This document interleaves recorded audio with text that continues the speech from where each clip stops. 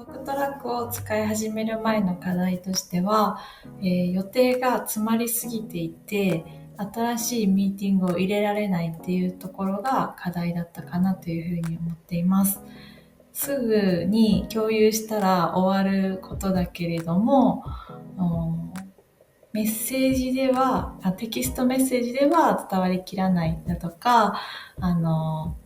ちょっとしたニュアンスを伝えたいときに使えるものってないかなっていうのが考えていることでした。私はよくミロを活用してミロで思考を整理したりとか企画を考えたりとかするので、そういうふうなミロボードでまとめた内容を、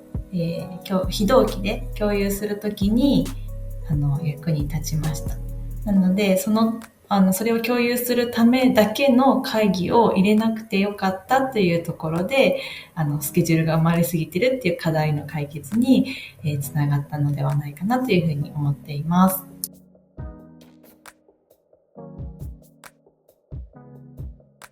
トークトラックを活用する場面はいろいろあるんですけど、一つは、全社的なイベントを他の部署と一緒に企画するっていう時に活躍しました。テーマの、そのイベントのテーマの設定だとか企画の内容をミロボードで全部まとめていたんですけど、そこで役に立ちました。他には、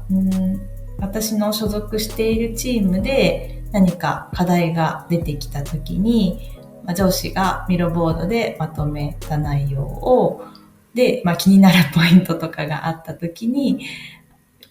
テキストで伝えることもできるんですけど、テキストだとちょっときつすぎるかなっていう内容をトークトラックにしたためてお伝えするっていう風な使い方もしていました。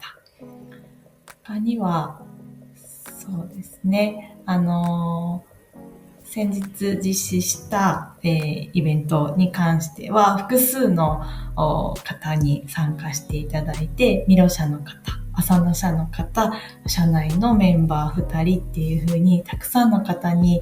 参加いただいたものだったので、1回ずつミーティングしていくのとっても大変だったんですけど、トークトラックがあったおかげでこのリンク見といてくださいっていうその一言で済んだので、とっても助かりました。